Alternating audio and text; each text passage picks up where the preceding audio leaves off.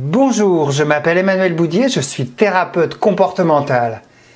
Alors êtes-vous fatigué de vous battre en permanence avec votre enfant pour le brossage de dents, pour la douche ou pour le repas? Vous est-il arrivé de vous énerver et même parfois d'être à bout et de perdre votre sang-froid à force de vous répéter pour la 15e fois qu'il était l'heure de dormir? Vous l'avez cru endormi, vous vous êtes confortablement assis sur le canapé pour profiter de la soirée. Ah, enfin tranquille. Mais 15 minutes après, le revoilà. Il vient vous voir, il veut que vous vous occupiez de lui, il chouine ou peut-être qu'il vous provoque. Et là, que ressentez-vous? Un ras-le-bol ou alors une grande lassitude, un épuisement? Est-ce qu'il cherche son frère ou sa sœur en permanence? Est-ce que les disputes incessantes et les cris vous mettent hors de vous? Est-ce que parfois il va piquer une crise? Il va vous demander pardon juste après? Il va vous réclamer un câlin? Et là, comment vous vous sentez? Vous vous sentez totalement démuni. Vous êtes partagé entre l'envie d'aller vers lui et de le consoler, mais en même temps, son acte qu'il a fait auparavant mérite une punition. Est-ce que ça vous déchire le cœur lorsqu'il vous dit, sous le coup de la colère, « Je ne t'aime plus, tu n'es plus ma mère, je veux partir de la maison ». En plus, après une grande journée de travail, garder son calme, ce n'est pas toujours facile. Alors là, vous perdez parfois patience, vous sortez de vos gongs. L'avez-vous un jour peut-être trop sévèrement puni et vous vous culpabilisez d'en être arrivé à de tels extrêmes? Un jour, des parents m'ont raconté qu'ils avaient mis leur enfant de 6 ans en pleine crise de colère, ils ne savaient vraiment plus quoi faire. Ils l'ont mis dans le garage, sans lumière, l'hiver, pendant 10 minutes. Alors, rassurez-vous, je n'encourage pas de telles pratiques. En même temps, je ne veux pas leur jeter la pierre. Je les sentais désespérés, épuisés à bout. Ils avaient tout essayé, mais sans résultat. Ou alors, comme je le vois souvent, vous avez peut-être abandonné par lassitude. Mais ça n'arrange rien et ça ne vous satisfait pas non plus. En plus, la petite sœur ou le petit frère commence à faire pareil. Il est temps d'agir, le temps presse. Laissez-moi vous raconter l'histoire de Léa. Léa vit un enfer. Léa est une de mes clientes et elle est dans une grande détresse. Elle exerce la profession de commerciale et elle rentre tard le soir, vers 18h, 19h. Et son fils Théo réclame sans cesse son attention. Il pique des grosses crises de colère lorsqu'elle ne répond pas tout de suite à ses demandes. Il refuse de se coucher. Et le matin, je vous laisse imaginer, c'est la soupe à la grimace pour se lever. Léa dort mal, elle passe des nuits à ruminer pour trouver une solution. Théo est un petit dictateur et je peux vous dire que je l'ai vu faire. Il était foudrage dans mon cabinet car il en avait assez des discussions, il en avait assez d'attendre, il s'ennuyait et personne même ne jouait avec lui. Au moment de payer la consultation, il s'est assis sur le siège réservé à sa mère et refusait absolument de le quitter. Léa n'arrivait pas à l'en faire descendre, il s'accrochait désespérément au fauteuil. J'ai dû intervenir pour qu'il s'exécute. Léa avait baissé les bras. Elle fatiguait, elle se désespérait totalement. Séparée de son père, elle doit gérer seule Théo. L'histoire de Léa vous a-t-elle touché? Moi, elle m'a beaucoup ému. Mais attendez, personne ne vous a expliqué que les punitions, ça ne fonctionne pas sur le long terme. On accuse souvent les parents d'être trop laxistes. C'est très facile à dire, mais comment agir et surtout réagir lorsque notre enfant a beaucoup de caractère? Observez autour de vous les regards désapprobateurs des gens lorsqu'ils piquent une crise dans le supermarché. Écoutez parfois les réflexions négatives qu'ils peuvent proférer. Comment vous font-ils sentir? Très mal, je suppose. Mais que ferait-il à votre place? Est-ce qu'il ferait mieux? Je n'en suis pas tout à fait sûr. J'en suis même certain qu'il ne ferait pas mieux. On ne vous dit pas que parfois dans les médias, que les écrans pourraient tenir une grosse part de responsabilité dans les crises de colère de votre enfant. On vous a conseillé de discuter avec lui, de lui expliquer le pourquoi du comment. On vous a encouragé à ne pas trop le traumatiser. Vous avez déjà essayé ça, bien sûr. Ça fonctionne? Bien sûr que non. Certaines personnes donnent de bons conseils, souvent inapplicables. Vous avez peut-être tenté une thérapie classique sans succès. Vous l'avez emmené chez un thérapeute pendant de nombreuses séances. Et vous êtes ressorti sans outils pratiques pour faire cesser la colère. Ou pire encore, je l'ai entendu de la bouche de mes clients. Le psy vous a fait culpabiliser. Il vous a dit « Mais madame, vous manquez d'autorité. Vous ne discutez pas assez avec lui.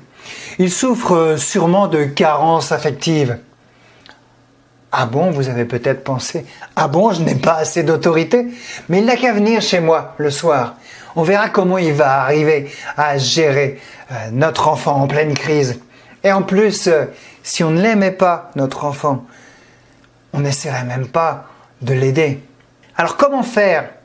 Et si je vous expliquais comment j'ai aidé Léa à stopper les grosses colères de Théo? Ce dernier a fini par écouter les consignes, et cela sans même qu'elle ait à le punir ou à crier. Vous savez quoi?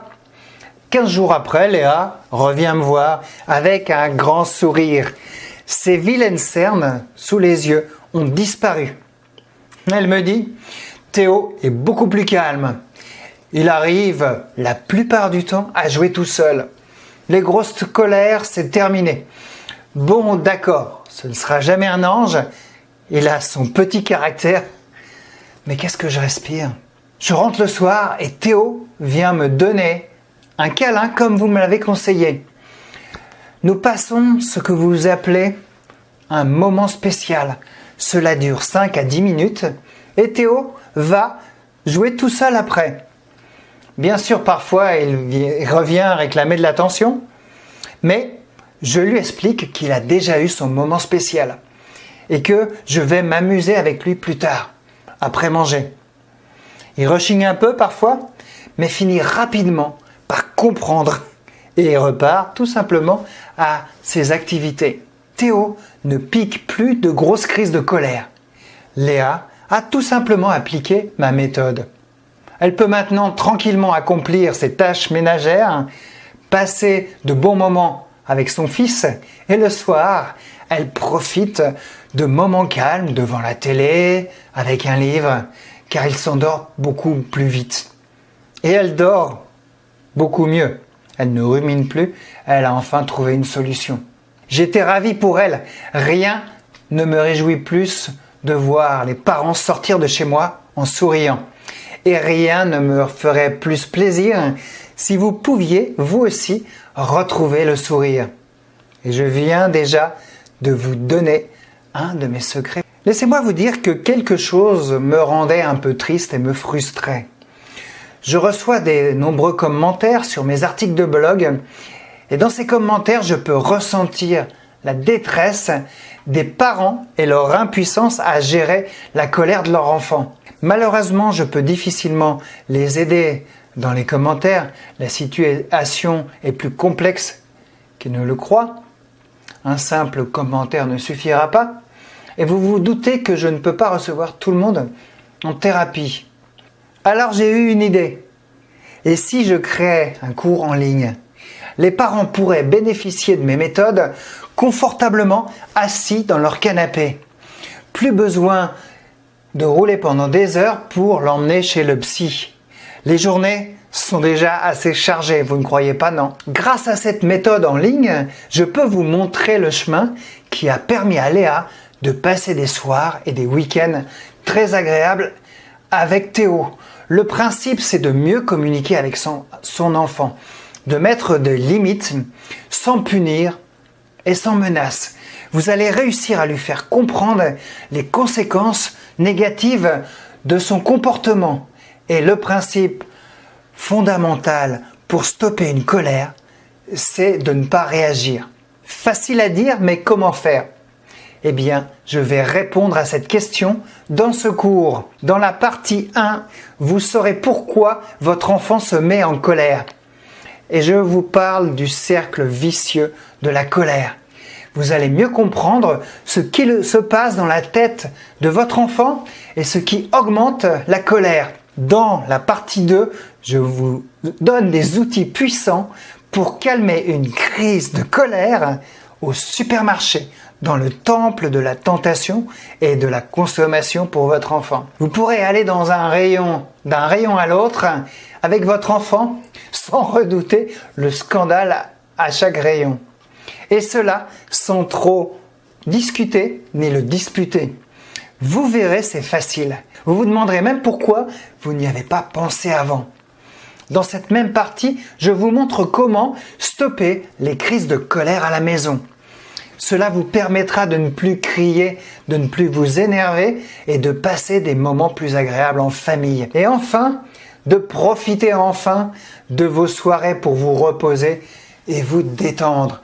Les soirées sont faites pour ça. Le travail est assez difficile. Dans une troisième partie, vous allez comprendre pourquoi les punitions et les menaces sont très peu efficaces.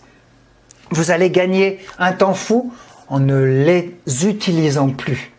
D'accord, vous allez me demander, mais comment procéder à la place ? Je vous donne une méthode du tableau point récompense. Il est vraiment d'une simplicité élémentaire. Il peut se construire sur un très grand support en papier et en famille. Les enfants l'adorent, vous allez voir, c'est très ludique. Attention, certains d'entre vous ont peut-être entendu parler de ce tableau et peut-être essayé mais sans succès. Oui, mais c'est parce qu'il existe une bonne manière peu connue pour que ce tableau fonctionne correctement. Et je vous la révèle dans ce cours.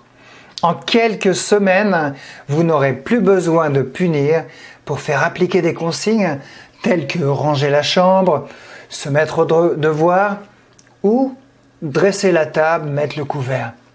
Le temps que vous passiez à lui dire d'effectuer les choses, vous allez pouvoir l'utiliser pour jouer avec lui ou tout simplement pour vous reposer. Vous allez considérablement assainir le climat familial et supprimer les tensions qui sont épuisantes. Au bout de quelques semaines, le tableau évidemment n'aura plus aucune utilité et vous allez pouvoir vous en passer totalement. Il aura modifié son comportement de lui-même et durablement. Et si par malheur, c'est vrai que ça peut arriver, il revient dans ses mauvaises habitudes, vous pourrez toujours remettre ce tableau récompense en place. Et cette fois-ci, le changement chez votre enfant va intervenir beaucoup plus rapidement. Toujours dans cette même partie, nous verrons l'importance de lui mettre des limites. Cela va vous permettre d'établir des règles claires avec lui et ça va le rassurer. Dans une quatrième partie, vous allez découvrir une méthode de communication très puissante. Elle s'appelle, vous la connaissez peut-être déjà un petit peu, la communication non violente. Dans cette partie, je vais la détailler. Vous pourrez demander d'appliquer une consigne à votre enfant sans avoir besoin de crier tout en lui faisant comprendre pourquoi c'est nécessaire ce que vous attendez de lui. Vous n'allez plus jamais lui parler de la même manière. Et vous allez voir, il vous écoutera mieux. Dans une cinquième partie, je vous apprends à rester zen face à ses colères. Cette partie, j'ai longtemps hésité à l'ajouter dans le premier chapitre de la formation. J'aurais peut-être dû. En effet, vous avez sûrement observé que plus vous vous fâchez, plus la situation se dégrade. Parfois, vous obtenez gain de cause, mais vous sortez de ce combat épuisé. Vous allez apprendre à ne pas céder à la colère et à garder votre sang-froid. Et je vous assure que c'est possible, Léa y est bien parvenue. En plus, je vous donne une vidéo qui va vous aider à vous relaxer en 5 petites minutes par jour. Dans la 6e partie, vous allez voir l'influence des écrans sur le sommeil de votre enfant et donc sur la colère. Vous allez comprendre que si votre enfant passe beaucoup de temps sur les écrans, il peut devenir très irritable. Et la raison pour laquelle vous avez besoin de réduire sa consommation d'appareils numériques. Je vous parlerai aussi de l'importance de l'activité physique et je vous explique que la technique la plus simple pour calmer les colères, c'est tout simplement le sport. Enfin, dans la dernière partie, si vous aimez lire, je vous mets une bibliographie des meilleurs livres sur la colère. Ça va vous éviter de passer de nombreuses heures sur Internet à chercher le livre qui pourrait vous aider. Mais attendez, ce n'est pas tout.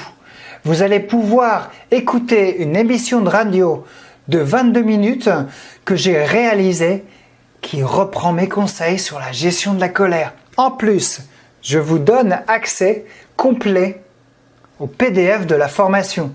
Vous pourrez la lire sur les supports numériques de votre choix, smartphone, tablette, ordinateur, et partout où vous allez. En attendant le médecin, chez le coiffeur. En bonus, vous aurez accès à un PDF contenant 17 pages traitant de l'influence des écrans sur vos enfants et comment réduire leur consommation. Vous allez découvrir ce que pensent les neuroscientifiques de cela. Et je pense que cela risque de vous surprendre. Vous allez aussi avoir accès à un PDF vous donnant 5 conseils efficaces pour donner confiance à votre enfant. En effet, parfois, les colères sont peut-être dues à un manque de confiance en ses capacités. Ce que je vous propose, c'est tout simplement un changement complet dans les relations que vous pouvez avoir avec lui.